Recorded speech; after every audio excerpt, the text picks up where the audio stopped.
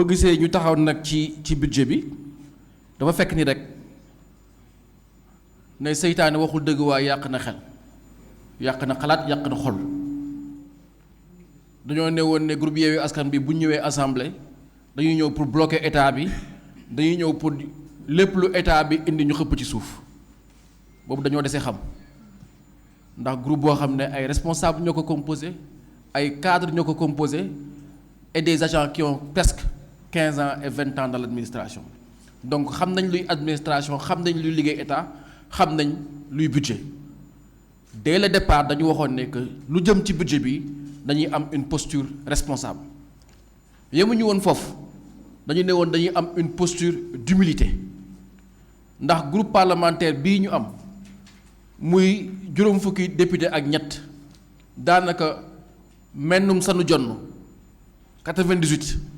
moo ci am expérience parlementaire ñi des yëpp bi mooy seen premier mandat premier exercice parlementaire loolu moo taxoon ginnaaw bi ñu installé le 12 ñoo jox ñu documents yi on avait eu que 10 jours de lecture maanaam fukki fan pour xool document 38 ministères yëpp pour mën a am une position sur le budget et bi ñu ko jotee amoon nañu ay pexe pour def lu ñuy wax guérilla parlementaire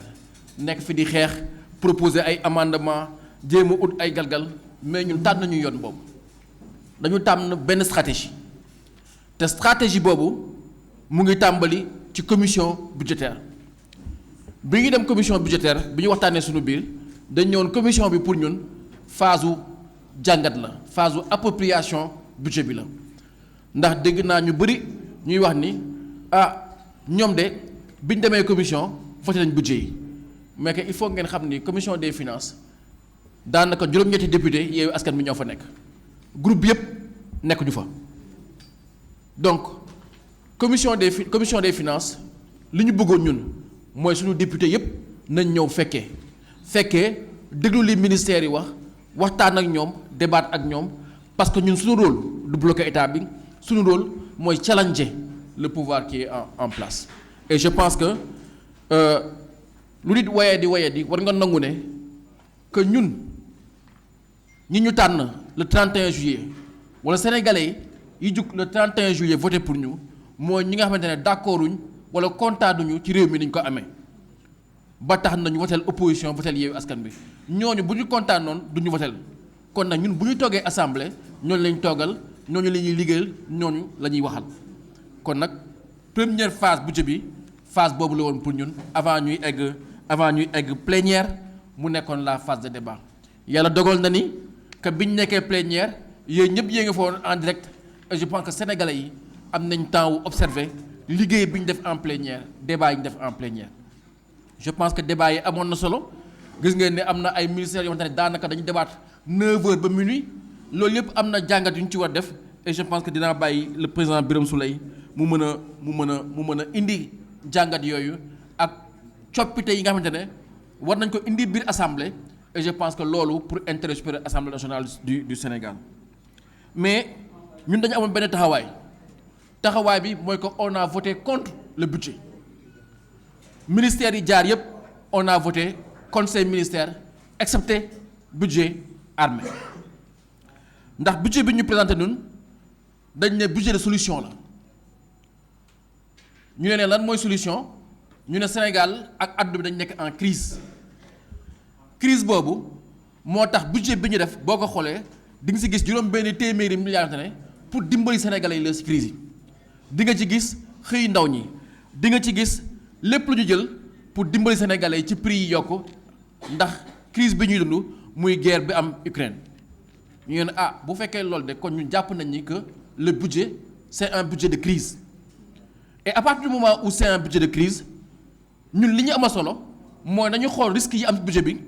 risques yooyu moo war a tax ñu mën a xam ndax lii ngeen ñu présenté dëgg la wala du dëgg est-ce que le budget est sincère ou le budget n'est pas sincère budget bi ñaar ñoo koy mandargal bi ci njëkk mooy ñeneen ñoom ils vont faire une croissance à 2 chiffres 10,1%. nee nañu que le budget est de 6 000 milliards mais sur ces 6 000 milliards là 85% day nekk ay ressources internes ak yeneen engagement yu ñu jël ci budget bi ñu leen waa d'accord bu fekkee loolu la nañu waxtaan rek xool ndax risques yi c'est viable ou c'est pas viable biñ leen njëkkee ne am ngeen risque sur le dollar ñu ne non sur le baril de pétrole ñoom ñu ne ils ont fait un budget en se basant sur un baril à $90 yéen ñëpp xam ngeen ni daaw que le budget benn moment wàccoon na ba $40 actuellement le budget est à $100 et quelques. Donc bu fekkee prix baril dafa évoluer rek seen ay pronostic du dëggu du jub te jàpp nañu fi ñu toll nee ngeen vous avez fait votre budget à $90 alors que le baril est actuellement à plus de $100 muy benn. ñaare bi ñu ne leen yéen Sénégal at bi ñu jëm xam nañ ni atum élection la te Sénégal saa bu duggee atum élection mooy croissance am du yokk day wàññeeku sunu ay recettes du yokk day wàññeeku parce que généralement atu élection atu crise la atu moins-value fiscale la donc bu ngeen ñu ne yéen mën ngeen jógee de 4% à 10% si année bu xamante ne année électorale la ñun mënuñu ko gëm d'autant plus que bu ñu xoolee budget bi di ko jàngat nee ngeen jël ngeen juróom-benn téeméeri milliards pour dimbali sénégalais yi nee ngeen jël ngeen 150 milliards ko ci xëy ndaw ñi mais aussi jël ngeen ay junni ay téeméeri milliards yokk ministère de l'intérieur yokk ministère des forces armées maanaam budget police ak budget gendarmerie kon yéen lan ngeen di waajal bu fekkee da ngeen di yokk budget gendarmerie ak budget police yéen a ngi yokk asalaat répressif état bi kon yéen am na lu ngeen di waajal mooy que xam ngeen ni élection yi ñu jëm Sénégal fi mu jëm contexte de crise la à partir de ce moment-là vous savez que vos prévisions ne seront pas viables donc pour nous au vu de ces risques-là il était important pour ñun ñu voter non à ce budget-là parce que bu fekkee le budget c'est une prévision et que les prévisions sont à 6 000 milliards ñun on sait que vous ne ferez pas autant de recettes si la croissance est prévue à 10,1%, nous on sait que la croissance ne sera pas à 10%. Et d'ailleurs FMI moo ko njëkk wax FMI moo ne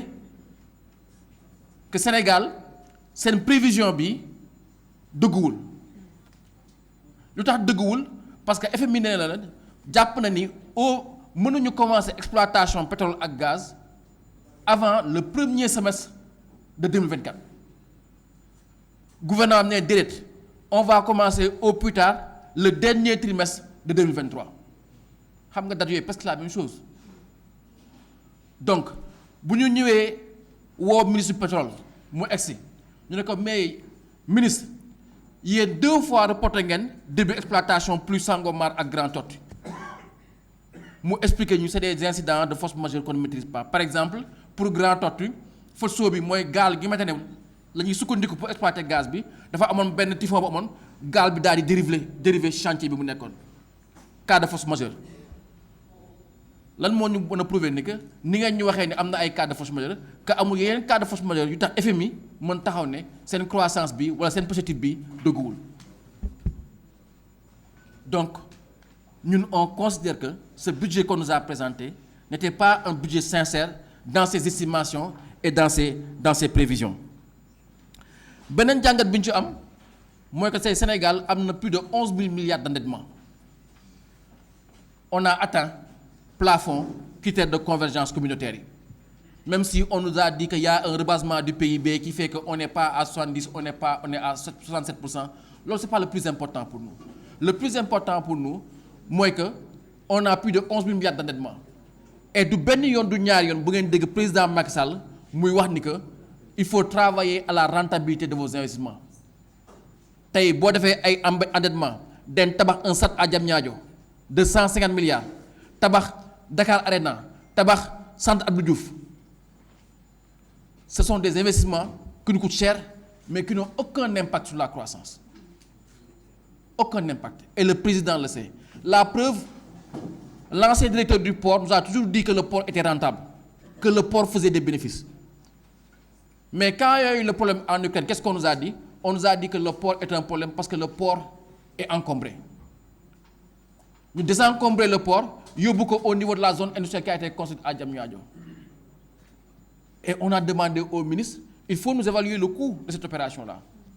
donc ça veut dire que vous avez construit quelque chose à Diamniadio qui ne vous sert à rien Aujourd'hui, vous l'avez transformé en zone d'entrepôt pour désencombrer le port. Où est la cohérence? Où est la logique? D'autant plus qu'on a une population très jeune. Et ça, notre président de groupe parlementaire l'a souvent relevé. On a une population très jeune. Sénégal, ñëpp xam nañu que entreprise yi li ñuy tëj moo ëpp li ñuy yokk. Donc ci lan lañ sukkandiku pour dire que Sénégal, on va faire plus de 4 000 milliards de recettes. Lenn moom wóor na mooy que la fiscalité indirecte est en train d'exploser. Il y a des taxes partout et surtout. Et même on a des taxes comme la TAF sur les activités financières qui a les mêmes prévisions en 2021 et en 2022. On prévoit d'avoir le même volume de recettes et on prévoit de faire évoluer la croissance. Donc ce qui fait qu'aujourd'hui on a un problème structurel. Nos recettes n'augmentent pas et notre endettement a trouvé son plafond. Loolu moo tax ñoom ils font beaucoup focus sur les partenariats publics-privés en pensant que demain pour financer nos infrastructures ou notre développement les partenariats publics-privés vont faire l'affaire. Ce qui est absolument un non-sens et nous ne sommes pas convaincus par rapport à cela. Et li koy gën a mandargaal mooy que sur le budget le ministre assume lui-même qu'il y a une baisse ou un ralentissement des investissements. Pourquoi? Parce qu'ils ont dit que cette année xaalis ba ñu jëloon pour investir sur le développement et sur l'avenir, ils ont fait le choix de l'investir sur le soutien aux populations pour faire face à la crise. Donc le budget n'est pas un budget de solution, c'est un budget de crise. Et quand il y a crise, ce qu'on attend c'est des changements. Quand il y a crise, ce qu'on attend c'est des réformes. Quand il y a crise, ce qu'on attend c'est un repositionnement. Et ça, on l'a vu nulle part dans le budget qui nous a été présenté. Et comme nous doutons de la croissance, comme nous doutons des chiffres qui nous ont été donnés, la posture la plus responsable pour Yewwi Askan Wi, c'était de prendre date. De dire que budget bi ñun fekkee wuñ cadrage bi. Budget bi bañ koy waxtaanee ñun fekkee wuñ ko. Li ñu présenté doy ñu. À partir de là, la posture la plus responsable, c'est de dire qu'on vote contre ce budget. Et c'est pour ça que, de manière transversale, de manière globale, on a voté contre le budget 2022 de l'État du Sénégal. Non pas pour bloquer l'État du Sénégal, non pas pour bloquer le budget, mais pour montrer au gouvernement qu'il y a des Sénégalais qui ne sont pas d'accord avec la manière dont ce pays-là est géré. Et dans les détails des ministères, si le temps nous l'avait permis, on aurait pu revenir. Juste quelques éléments. Par exemple, maintenant on a un ministère de la souveraineté alimentaire. Le ministre bi ñëwee ñu ne ko quel est le périmètre de la souveraineté alimentaire parce que tey bu ñu jëlee lu mel ne aquaculture mu ngi ministère de la pêche c'est pas de l'économie maritime est-ce que sa place aujourd'hui n'aurait pas été dans le ministère de la souveraineté alimentaire mu ne ñu non ak président de la République on va faire un CRD spécial pour définir le périmètre de la sécurité alimentaire. Ce qui veut dire qu'on vient de nous créer un ministère de la souveraineté alimentaire et jusqu'à présent ils ne savent même pas où commence et où s'arrête la souveraineté alimentaire. Alors que tout le monde se souvient que Macky bi muy jógee sommet G8 en 2012 il avait lancé la NASAN, la nouvelle alliance pour la sécurité alimentaire. Ça veut dire que dans ce pays-là on commence quelque chose année N 10 ans après doxuñu ci jéego yi. C'est l'exemple type de ce qu'on a fait avec la souveraineté alimentaire où le président nous avait dit qu'on a atteint la souveraineté alimentaire 2 ans 3 ans après c'est lui qui faisait commander des tonnes de riz pour distribuer aux Sénégalais. Ça c'est un exemple type. Beneen exemple bi nga xamante ne ñun daf ñun ñëpp la marqué mooy que Sénégal jàpp naa ni 20 ministères sax ëpp na fi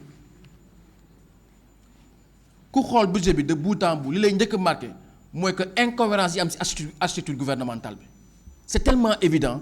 et mën nañ jël exemple sur la question de l'emploi et les ministères qui gèrent l'emploi mën nañ jël exemple sur la question de l'entrepreneuriat et tous les ministères qui gèrent l'entrepreneuriat tey da ngay gis projet bu mel ne Promoville la promotion des villes mu nekk au ministère du développement communautaire au lieu d'être au ministère de la décentralisation et de l'équité territoriale lu mel ne PUDC qui est logé au développement communautaire au lieu d'être la décentralisation et l'aménagement du territoire lu mel ne CMU qui doit être au ministère de la santé qui est au ministère du développement communautaire. Donc la première réforme qu'on doit faire dans ce pays-là c'est une réforme de l'appareil de l'architecture de l'État puisque au moment où on parle nous on a acquis la conviction que ce pays-là, on peut le gérer avec maximum 20 ministères. Et ça, c'est un exemple, comme tant d'autres, on les a vus et notés, sans oublier de manière spécifique, approche, notamment sur la qualité de la dépense publique. La question des marchés publics. Ça a été soulevé plusieurs fois en commission et en plénière avant que le rapport d'Iguen. Parce que quand le ministre des Finances est venu, la seule réforme qu'il nous a présentée, c'est une réforme de la DCMP, de la Direction centrale des marchés publics. Alors que dans l'administration, la question des marchés est devenue un problème. La preuve, le président Maxal, le premier décret que le président a pris, c'est de lever les mesures du code des marchés. Dans le secteur du gaz et du pétrole,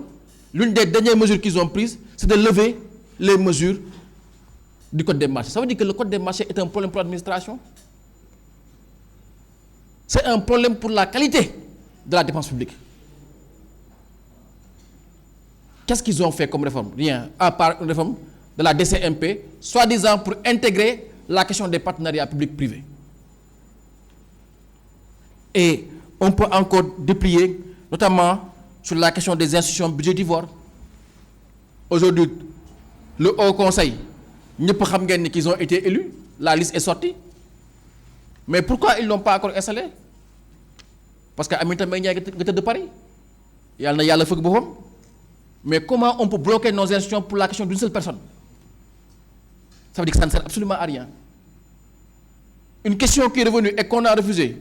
On a vu dans le budget de la présidence un budget de 6 milliards pour le building administratif.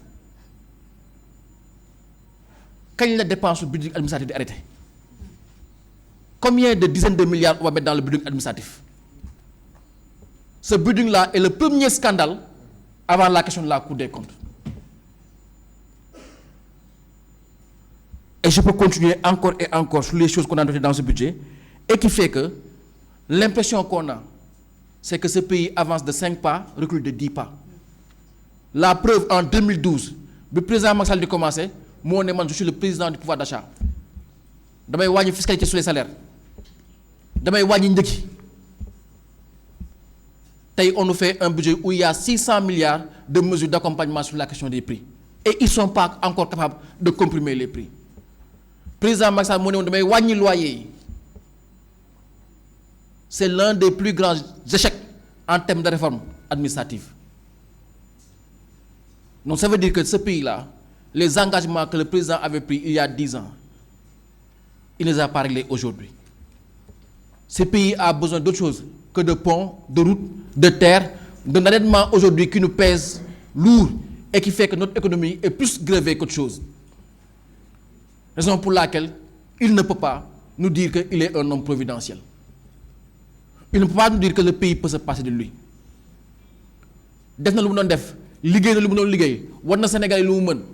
Je pense qu'à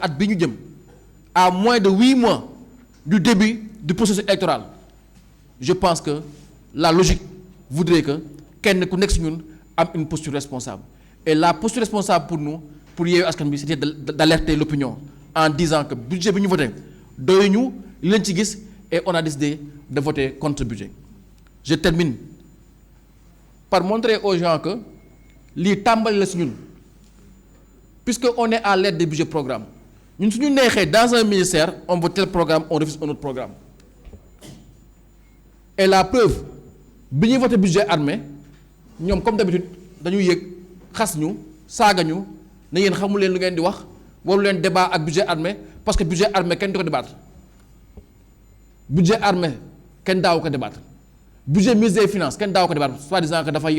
c'est le 160e député. Le budget industrie, Moustapha Diop, qui ne peut pas débattre. Le budget ministère de relations avec les institutions, qui ne peut pas débattre. C'est nous qui avons imposé que tous les budgets soient débattus.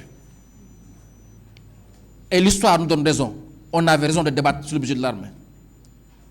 Parce que si on parle de Covid-19, on n'oublie pas que c'est un général d'armée qu'on avait choisi pour servir de faire valoir à ce qui a été un scandale.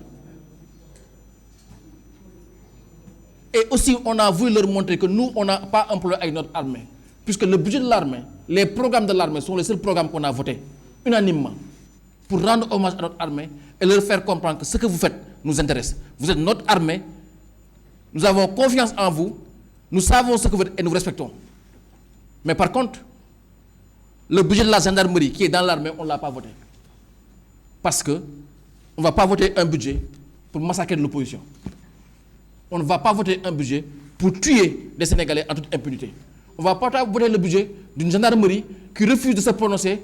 sur la mort de ses propres agents. Donc tout ce qu'on a fait dans ce budget-là répond à une cohérence. Tout ce qu'on a fait dans ce budget-là répond à une explication plausible, rigoureuse, basée sur le travail qu'on a eu à faire. Et c'est l'occasion pour moi de rendre hommage à ce groupe-là. Puisque nous avons plusieurs profils qui ont su se compléter techniquement et qui ont permis